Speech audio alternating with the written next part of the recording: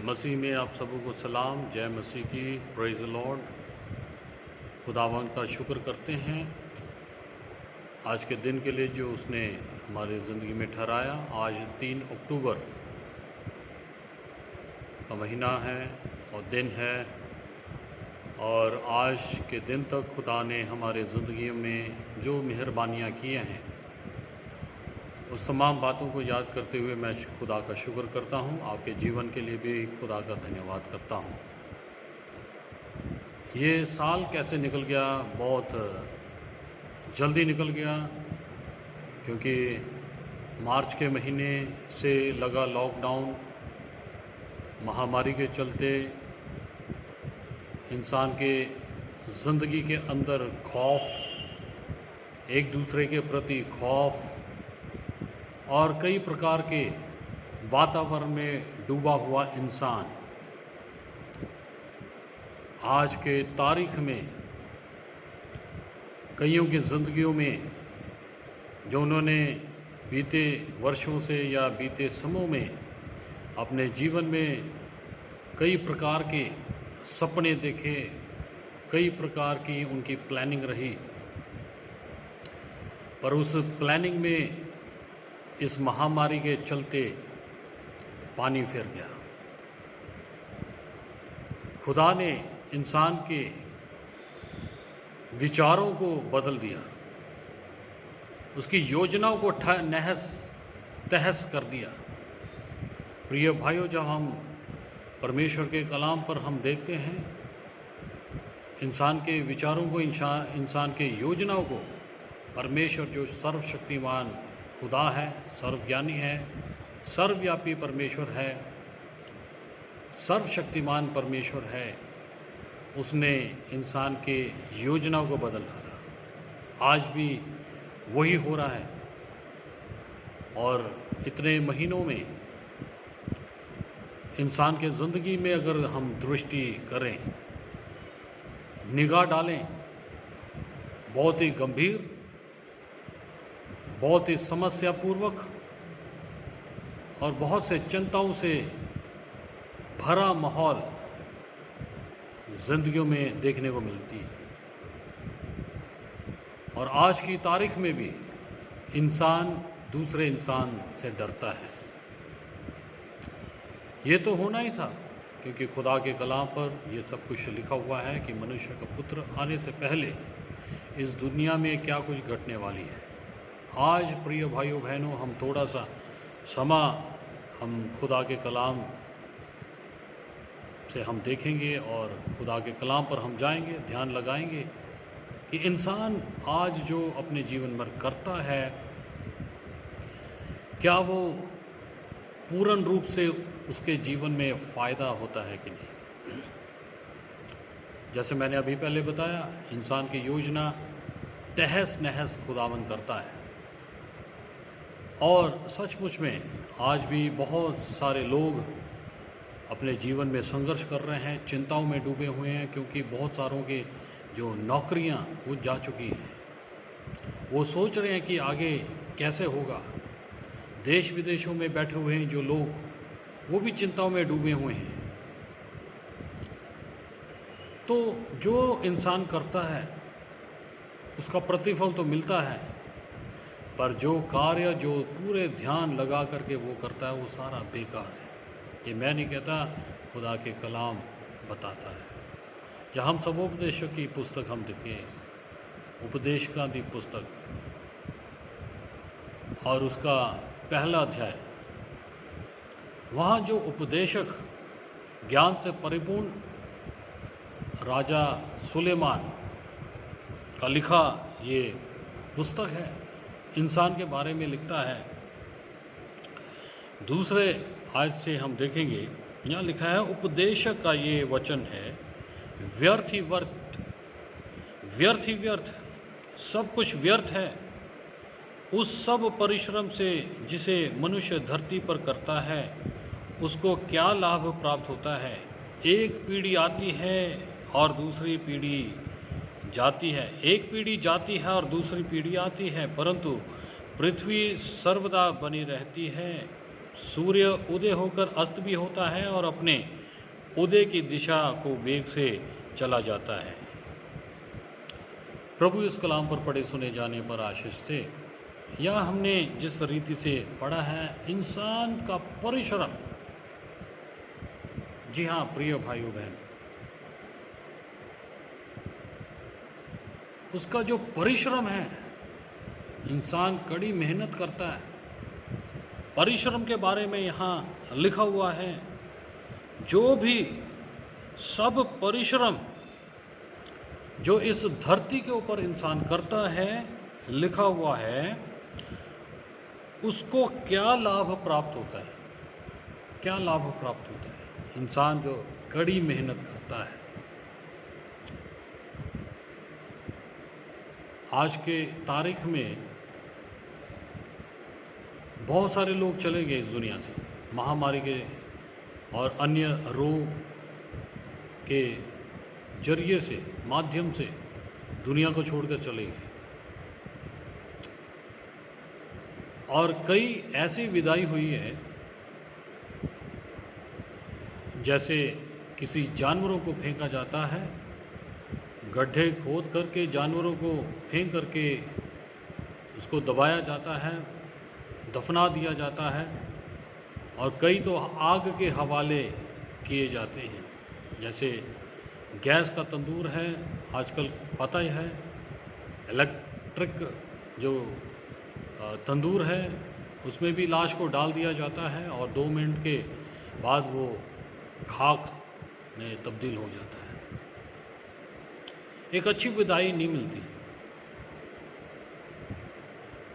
जैसे आमतौर पर मसीही लोग जब एक पार्थिव शरीर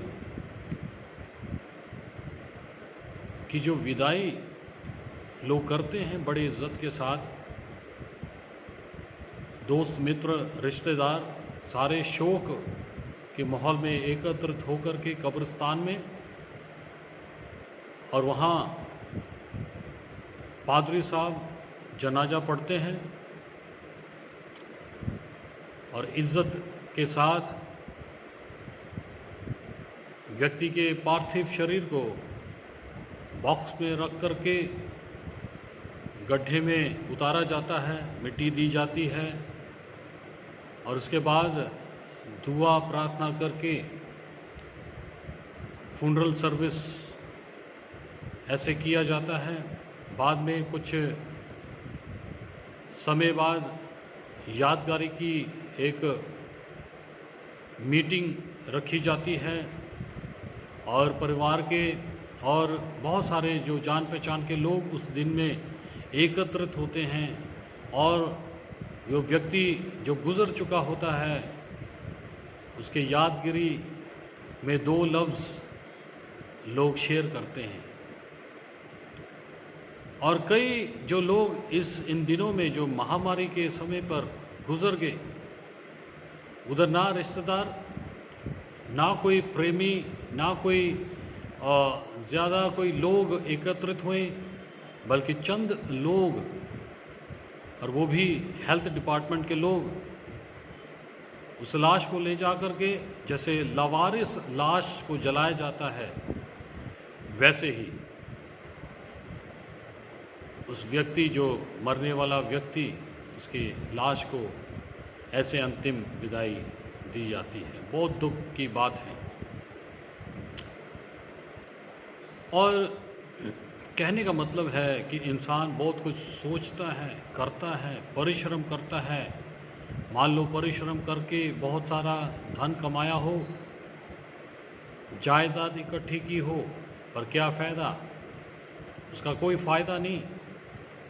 जब वो इंसान खुद के लिए तो नहीं इस्तेमाल कर सकता, बल्कि वो छोड़ के चले जाता है, और बाकी जो रिश्तेदार उसका आनंद उठाते हैं, कोई फ़ायदा नहीं। इसलिए यहाँ इंसान के जीवन में यहाँ लिखा हुआ है, मनुष्य इस धरती के ऊपर जो भी परिश्रम करता है उससे क्या लाभ है। प्रिय भाइयों बहनों, आज इंसान एक दौड़ में दौड़ रहा है, वस्तुओं के पीछे दौड़ रहा है, शांति के पीछे दौड़ रहा है। अगर धन संपत्ति है तो उसके जीवन में शांति नहीं है, उसके जीवन में बेचैनी है, उसको नींद भी नहीं आती होगी। वो दवाई खा करके, गोली खा करके वो आराम करता है, सोने की कोशिश करता है, क्योंकि धन संपत्ति अधिक हो गया। और वो उसको ये चिंता जता रही है कि ये धन को कैसे और किस रीति से इसको संभाला जाए, कैसे इसको आगे बढ़ाएं। ये भी एक प्रॉब्लम है। धन ना होने से भी प्रॉब्लम और धन होने से भी प्रॉब्लम है। इसलिए मनुष्य का जो परिश्रम किया हुआ इस धरती के ऊपर लिखा है वो व्यर्थ है, और सब कुछ व्यर्थ है। लिखा है कि सब कुछ व्यर्थ ही व्यर्थ है, सब कुछ। लिखा है एक पीढ़ी जाती है दूसरी आती है। इस दुनिया में एक पीढ़ी का समाप्त होना तय है और दूसरी पीढ़ी का आना संभव है, होना है। यहाँ लिखी हुई बातें हैं। प्रिय भाइयों बहनों, आज हमारे जीवन में सबसे पहली और गंभीर बात जो विश्वासी लोगों के जीवन में होना अनिवार्य ये है कि अगर हम आज मौत को गले लगाते हैं तो हमारा जो आत्मा, हमारी आत्मा का वास कहाँ होगा।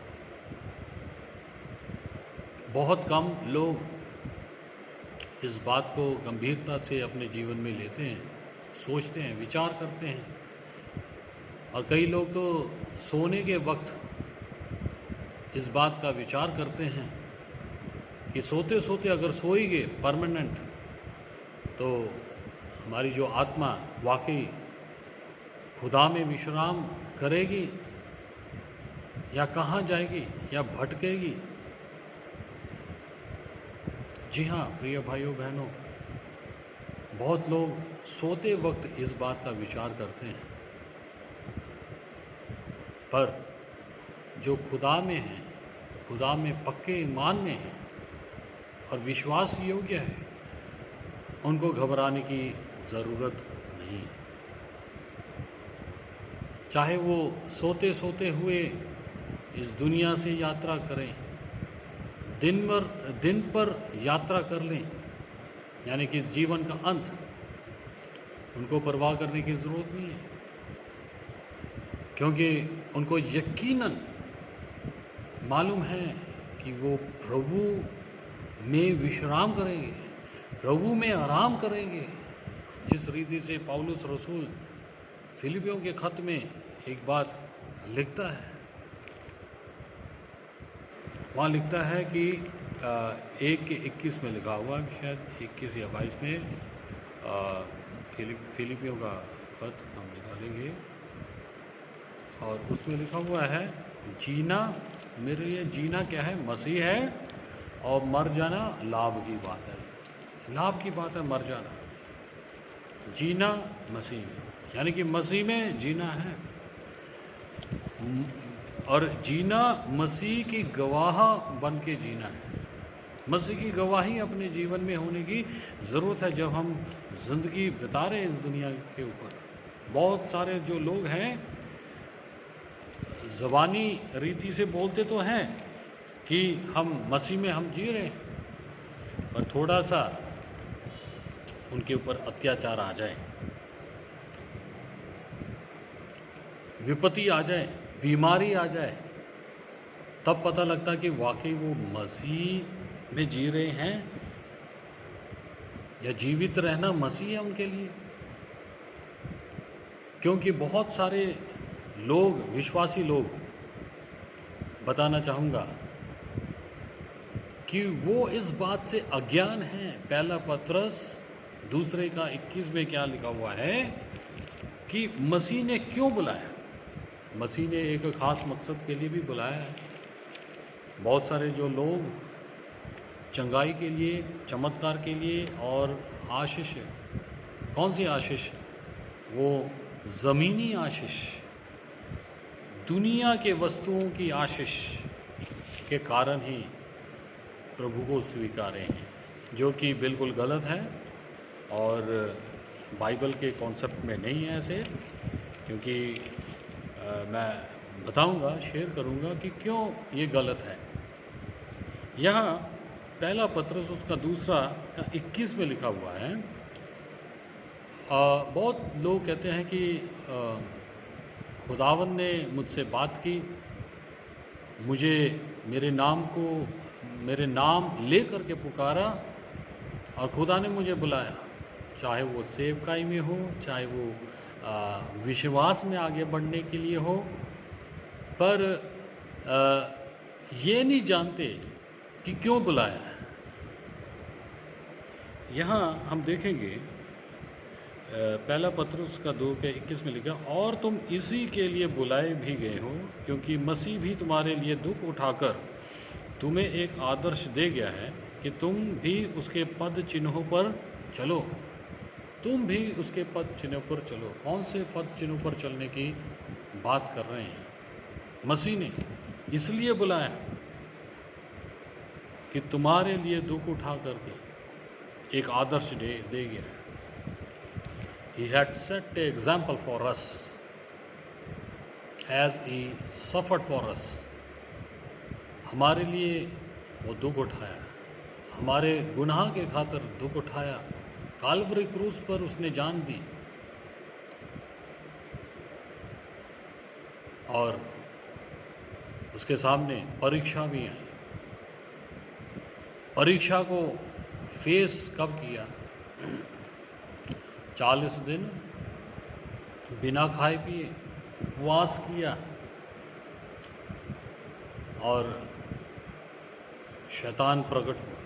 मत्ती की इंजील उसका 4 अध्याय 4 आयत से पढ़ेंगे तो आपको मालूम लग जाएगा। रोज़ा रखा बिना खाए बिना पिए। मैं बताता हूँ, बिना खाए बिना पिए रोज़ा रखने के बाद शैतान प्रकट हुआ। बहुत सारे लोग रोज़ा तो रखते हैं।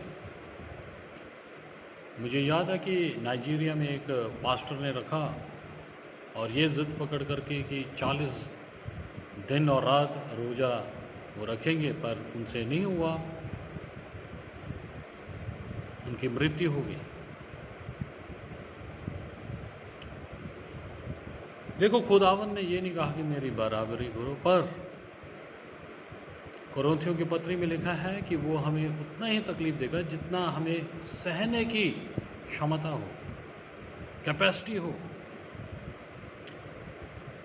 तो 40 दिन रात रोज़ा रखने के बाद शैतान प्रकट हुआ, परीक्षा ली। उस परीक्षा में भी खुदावन यीशु मसीह ने उसको पराजित कर दिया। यहाँ बहुत सारे लोग उपवास रखते हैं और उनको एक ताकत वे महसूस करते हैं, पर उसके बाद अगर कोई परीक्षा ही आ जाए तो उस परीक्षा में पड़ जाते हैं।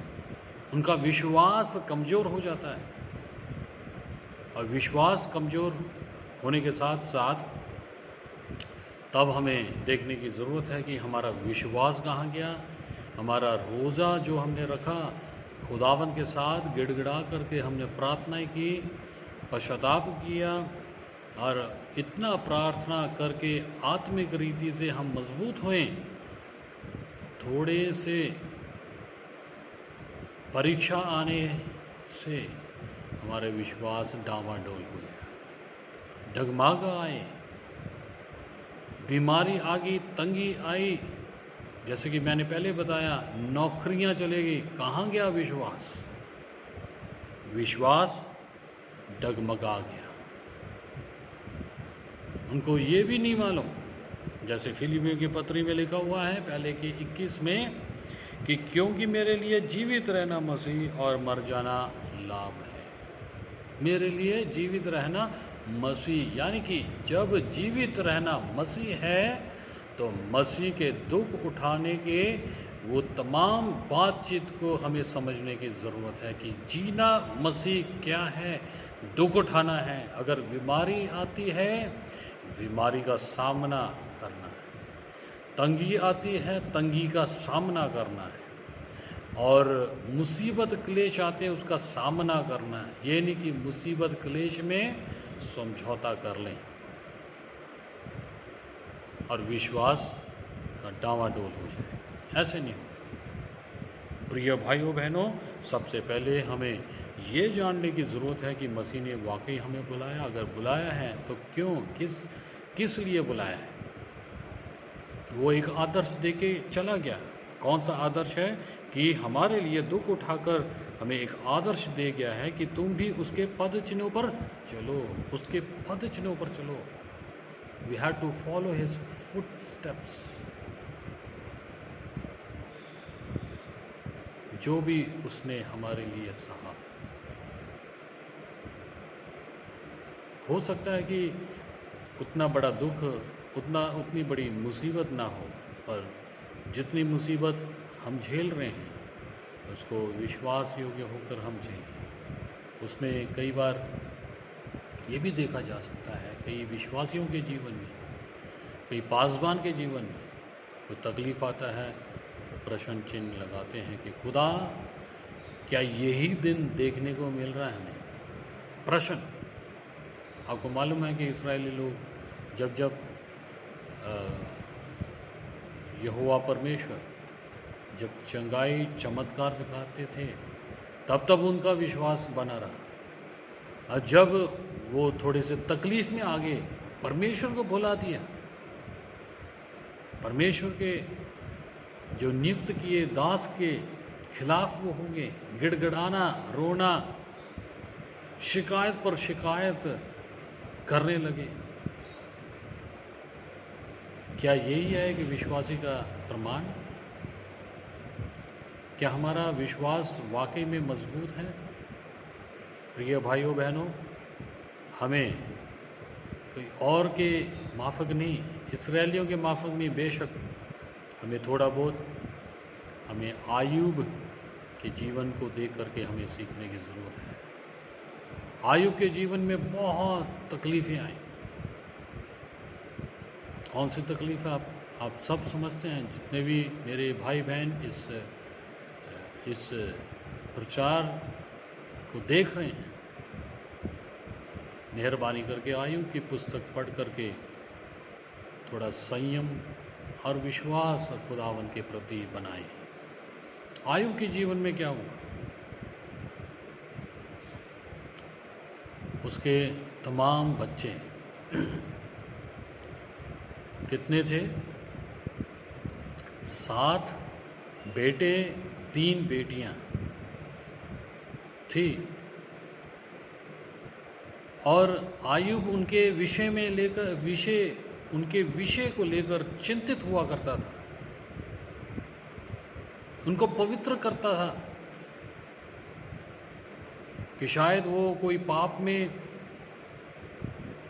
ना शामिल हो, पाप उनके जीवन में दस्तक ना दिया हो, इसलिए उनको पवित्र करता था ताकि परमेश्वर के समीप, परमेश्वर के नज़रों में वह निर्दोष ठहरे और परमेश्वर उनके परिवार से आनंदित हो। यहाँ जहाँ हम देखते हैं आयूब की पुस्तक में, यहाँ लिखा हुआ है, मैं पढ़ देता हूँ आपके लिए। यहाँ लिखा हुआ है, उस देश में आयूब नामक एक पुरुष था। वह खरा और सीधा था और परमेश्वर का भय मानता और बुराई से दूर रहता था। उसके 7 बेटे और 3 बेटियां उत्पन्न हुई। उसके बाद में उसके जानवर वगैरह सारा लिखा हुआ है। और यहाँ 5 के लास्ट में, जो 5 वर्स उसके लास्ट में लिखा है, कदाचित मेरे लड़कों ने पाप करके परमेश्वर को छोड़ दिया। इसी रीति से आयूब सदैव किया करता था। क्या करता था? आयूब उन्हें बुलवाकर पवित्र करता और बड़े भोर को उठकर उनकी गिनती के अनुसार होम बलि चढ़ाता था, क्योंकि आयूब सोचता था, कदाचित मेरे लड़कों ने पाप करके परमेश्वर को छोड़ दिया हो, इसी रीति से अय्यूब सदैव किया करता था। यानी कि बहुत चिंतित था, इतना चिंतित कि बच्चों के जीवन में कोई खोट ना आए, कोई पाप ना आए, परमेश्वर उनके जीवन से कोई नाराज़गी ना हो, इसलिए गिनती के मुताबिक परमेश्वर के लिए होम बलि चढ़ाता था। आज बहुत सारे विश्वासी भाई बहन हैं और उनके बच्चे हैं, बच्चे बढ़ चुके हैं और कई पासबान भी हैं, प्रचार तो करते हैं पर बच्चों के ऊपर दृष्टि नहीं लगाते, बच्चों को परमेश्वर के भय में नहीं परवरिश करते। चीज़ें जो भी मनपसंद की जो वस्तुएं हैं बच्चों को लेकर दे देते हैं। आज की तारीख में मैं तो बड़ा हैरान होता हूँ जब किसी छोटे से बच्चे के हाथ में मैं कुछ इलेक्ट्रॉनिक गैजेट देखता हूँ, बहुत ही महंगे। कहाँ को लेकर जा रहे हैं आप अपने बच्चों को? क्या परमेश्वर के कलाम की परवरिश आपके बच्चों के जीवन में हो रही है या नहीं है? क्या परमेश्वर के भय के अधीन अपने बच्चों को आप पालन पोषण कर रहे हैं या नहीं है?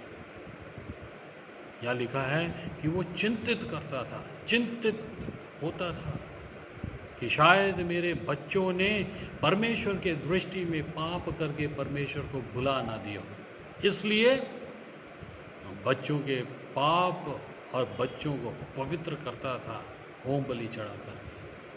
हमें भी अपने बच्चों की चिंता करने की ज़रूरत है प्रिय भाई बहन। परमेश्वर के सिर्फ दया ही नहीं, परमेश्वर का डर उनके जीवन में होने की ज़रूरत है। बहुत सारे लोग वह कारण बने हैं अपने ही बच्चों के बिगड़ने का। उनके बच्चे बिगड़े हुए हैं, बच्चे बड़े हो गए और फिर कहते हैं कि अभी डांटेंगे, शायद वो पलट कर जवाब दें, पलट कर शायद हमें ही पीट दें। बाप सोचता है। एक ऐसे ही मिसाल के तौर पर एक बाप अपने बेटे के बारे में बात कर रहे थे। वो कहते कि बेटा जवान हो गया और उसने अपने मन मर्जी शादी कर ली। विश्वासी परिवार और लड़का भी बपतिस्मा लिया, पर उसने एक नॉन क्रिश्चियन से शादी कर ली। जब से अब देखो, ये तो बात बिल्कुल समझ सकते हैं कि आज की तारीख पर अगर कोई बेटा अलग होकर के फ़ोन पे 24 घंटे लगे रहें तो उसका क्या मतलब है? अपने दोस्तों के साथ तो नहीं ऐसे होगा। दोस्तों के साथ एक लिमिट, एक समय सीमित वो बातें करेगा और फिर बंद कर देगा। घंटों भर मोबाइल फ़ोन में बात करने का मतलब किसी लड़की के साथ उसका वार्तालाप, उसका संबंध कायम हो चुका है।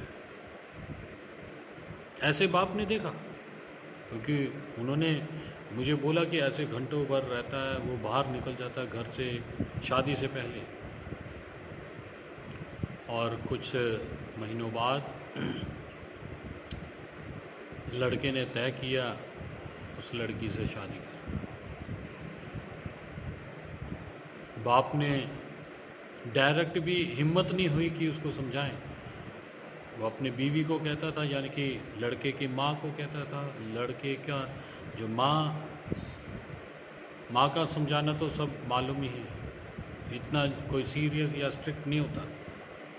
लड़का माना नहीं। लड़के ने तय किया कि शादी करूँगा उसी लड़की से। कहाँ गया खौफ, परमेश्वर का खौफ कहाँ गया? ये भी कलाम पर लिखा हुआ है। 2 कोरिन्थियंस उसका 6 उसके 14 में लिखा हुआ है, आसमान जुए ना जुतो, अंधियारा उजाले के साथ क्या संबंध, क्या नाता, विश्वासी अविश्वासी के साथ क्या संबंध, सब कुछ लिखा हुआ है। प्रिय भाइयों बहनों, बहुत गंभीर मसला है, हमें समझने की ज़रूरत है। हमें परमेश्वर के भाई में आगे बढ़ने की ज़रूरत है। हम जी तो रहे हैं, पर किस लिए जी रहे हैं? क्या मसीह में जी रहे हैं? अगर मसीह में जी रहे हैं तो हमें दुख भी उठाना है, सब्र के साथ हमें दुख उठाना है, खुदावंद का धन्यवाद करना है, जिस रीति से आयुब ने धन्यवाद किया। आयुब से सब वस्तुएं छिन गई, उसके 7 बेटे 3 बेटियां वो भी छिन गए। और जब बाद में जब शोक का अफसोस के दिन पूरे हुए, आयुब की पुस्तक में लास्ट अध्याय में लिखा हुआ है, अफसोस के दिन पूरे हुए, उसके मित्र, उसके सगी संबंधी सारे जो वापस आए, जो दुख जो भी उसको मिले थे,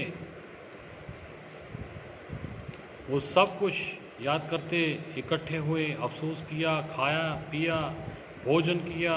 उसके बाद खुदावन ने जैसे पहले उससे भी बढ़ करके आयुब के जीवन में आशीषें प्रदान की, उससे बढ़ करके दिया। और कलाम पर लिखा हुआ है कि उसकी जो बेटियां, जो 3 बेटियां, लिखा उन ज़मानों में उसकी जैसे बेटियां कहीं नहीं थी, यानी कि बहुत खूबसूरत बेटियां। जितने चीज़ें, जितने जानवर जो नष्ट हुए थे, उससे बढ़कर खुदावन ने दिया। प्रिय भाइयों बहनों, अंत तक अगर हम परमेश्वर के प्रति वफादार रहेंगे तो खुदावन हमें और भी बढ़ाएगा। हम व्यर्थ, हम परिश्रम ना करें, क्योंकि कलाम पर लिखा हुआ है सब कुछ व्यर्थ है। जो इंसान इस दुनिया में परिश्रम करता है उसका क्या लाभ? लाभ एक ही मैंने बताया आपको, फिलिपियों की पत्री उसका पहला अध्याय उसका 21 में लिखा हुआ है, मेरे लिए जीवित रहना मसीह है और मर जाना लाभ। विश्वासियों के लिए मर जाना लाभ की बात है और नुकसान की नहीं। इसलिए मैंने पहले ही बताया, पूछा कि कितने लोग ये यकीनी तौर पर वो जानते हैं कि मरने के बाद वो प्रभु में विश्राम करेंगे, प्रभु में सोएंगे, और जब प्रभु का आगमन होगा, बादलों पर उसका दूसरा आगमन होगा, प्रभु के साथ मिलने जाएंगे। सो प्रिय भाइयों बहनों, प्रभु इस कलाम से आप सबों को आशीष दें और हम दृढ़ता के साथ परमेश्वर के कलाम के अनुसार परमेश्वर के खौफ मानते हुए अपने आप को और अपने बच्चों को, खास करके परिवार को परमेश्वर के भाई के अधीन हम रख करके आगे जाएं, पवित्रता के जीवन हम बिताएं और हर क्षण हम ये मालूमात कर लें कि खुदावन ने हमें क्यों बुलाया।